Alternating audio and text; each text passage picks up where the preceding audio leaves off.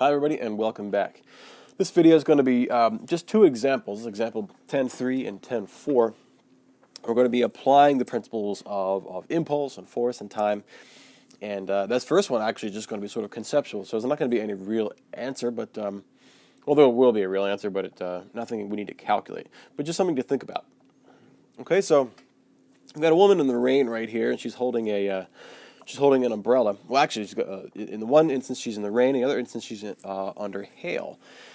And the question is, which instance would she be required to hold the umbrella up with more force? Now, it appears that she's having a little more difficulty holding the umbrella up here than in the rain. And if you've ever held, an umbrella in the rain, if it's a moderate rain, it isn't that difficult. But you may have found that if it's hailing, and by the way, if it's hailing, I don't recommend you being outside and holding an umbrella anyway, but if you were to, you probably find that it's more difficult to hold it up. It requires more force on your part. So she's applying a force right there and a force right here to hold it up. The question is, why is this a greater force? All right, I think we all can probably see that this is going to be a greater force than this, but the question is why? Well, all right, we need to ask ourselves, what is the umbrella doing? Well, it's causing a momentum change in the things that are falling, right? Now, whether it's rain or hail, in fact, to keep things even, let's pretend the raindrops and the hailstones are the same size. All right, what happens? What does the umbrella do to change the momentum? Well, you have the raindrops falling right here, right? And they just kind of stop and run down the umbrella, right? They have a certain momentum downwards, and then the umbrella just sort of stops them. Maybe it splashes up a little bit, but generally speaking, the rain hits the umbrella and just sort of stops and runs down. All right, so we have a certain amount of momentum change. We can write that on the change in momentum. Okay. We don't know exactly what that is, but there's a certain amount of momentum change. But what is happening right here in terms of time? All right. Well, this change in momentum is taking place probably over a longer period of time, right? Because rain comes down and it just sort of hits and accelerates into or decelerates into the umbrella, and then just sort of comes to a stop. So time is going to be bigger. I should make that a big T right there, which means for any change in momentum, the force required to bring it to a stop is going to be smaller. Let's look at the right-hand side now. All right, what's happening? Well, hailstones don't hit the umbrella and splatter, but they come down and they bounce, and they actually are kind of propelled back up. You can see some of these over here and over here. They're bouncing. Right? The umbrella is not just stopping them, not just bringing them to a stop, but it's actually reversing the momentum. All right, so the amount, you might say the magnitude of momentum change is much bigger on this side because it's going from a downward or a negative velocity to an upward velocity. So the umbrella is changing the direction. Also, if you've seen things bounce, how much time do they spend contacting the bouncing surface?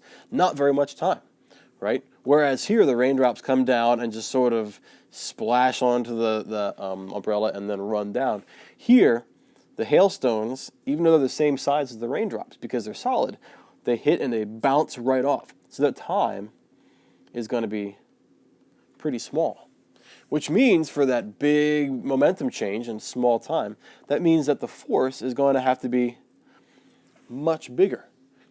All right, so if you are applying a force that has a big momentum change and the force is applied over a small period of time, the force is going to have to be big. All right, if you've got a moderate momentum change and it changes over a longer period of time, you don't need to apply that force as much because force and time are related to produce our change in momentum.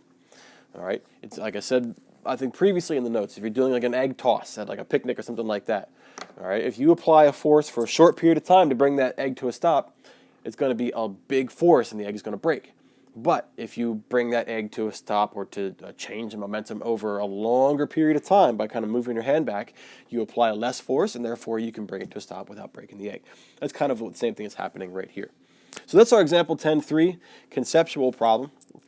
There really is no answer to calculate, but this is the idea of how time and force are related to produce our change in momentum. Example 10.4 is going to be one that we'll actually calculate, and it's a little bit of it is cut off right here. This should say 0.36 seconds, and it should say the contestant pushes down on it for 0.36 seconds. So there was a typo and also got cut off as well. So that's our time right there. All right, now think about this for a second. The floor is supporting the contestant, right? And this person has a mass of 72 kilograms. All right, so mg, and so the normal force is going to be, the normal force is going to be the same thing. All right, but what this is saying is what is the impulse, or what is the force that is that takes place on top of that? Because what's happening here is the contestant is accelerating upwards. They're going from zero velocity, crouched down, to springing up with some velocity when they leave the floor. Okay, so part A. Let's find the impulse experienced by the contestant. All right, now I'm gonna just shrink this down. I think. There we go. In fact, I'll put it over here. Nope, there's a window in the way. I can't do that. You can't see it, but I can, and there's something in the way. So, all right, so A, right here. What is the impulse? That's what we're trying to solve for. All right, let's write down everything that we know about this contestant. The initial velocity is 0 meters per second. All right, the final velocity equals 2.1 meters per second. And the mass of the contestant equals 72 kilograms. All right, well, let's define impulse a little bit more. All right, our impulse is also known as force times time, but that's not really going to help us right now because we don't know the force. Actually, that'll come in handy in the second part. But it's also known as the change in momentum. Right, the change in momentum. So really, the impulse right there is going to be momentum final minus momentum initial. That's what we're calculating for, our impulse right there. And we know how to calculate momentum. That's mass times velocity. So I should probably write that down below here, I guess. In fact, I'm going to do just that. Our impulse equals momentum final minus momentum initial. I'll put my vector arrows in there, okay? Well, let's write our final and initial momentum out in more detail.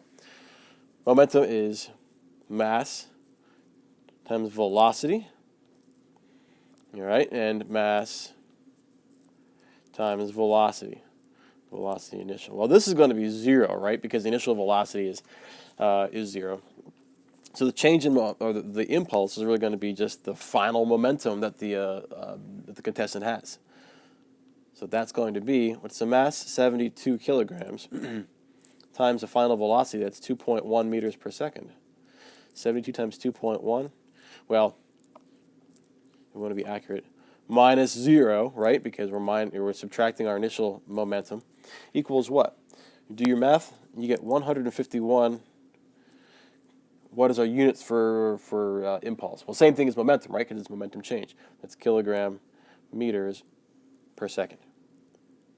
And that's our final answer for part A. All right, now part B is asking about force. All right, now we know that impulse, like we said before, equals force times time, and that's what's going to come in handy right now. But having solved the first part is going to come in handy as well. Now it says that previous to the jump, the floor was supporting the mass of supporting the contestant by applying an upward normal force equal to mg. Right. Well, this is asking what additional force does the floor have to exert if the contestant pushes up on it, down on it with a certain amount of time. Okay, so this is on top of mg. We don't need to find the total force, just additional on top of mg. All right, so the floor is already applying an mg force, but what else does it need to apply to propel that contestant up into the air? Well, we already have our our general equation right here. We just need to turn it around. The force that the floor is going to have to apply to bring about that impulse is going to be the impulse divided by the amount of time. Right? Or you could think of it as a momentum change over the amount of time, but we already calculated impulse. That's that right there. It's 151 kilogram meters per second. Right? That's the change of momentum, or the impulse that takes place. The question is, how long does it take? Well, the time is 0.36 seconds that is applied for. And so that will dictate how powerful the force has to be. So what do we get if we divide 151 by 0.36 seconds? Well, I come up with 419 newtons, and that's going to be the force. Now again, that's on top of the mass, on top of the mg of the contestant, so that's like 700 some newtons. But this is an additional 419 newtons that the floor has to apply upwards to be able to propel that person from rest to that velocity right there. So there you go. That's example 10.4. This is more applications of impulse, force, and time. If you have any questions, I'm going to ask you to come see me. But hopefully that made sense. In the meantime, thank you for watching, and I'll see you on the next one.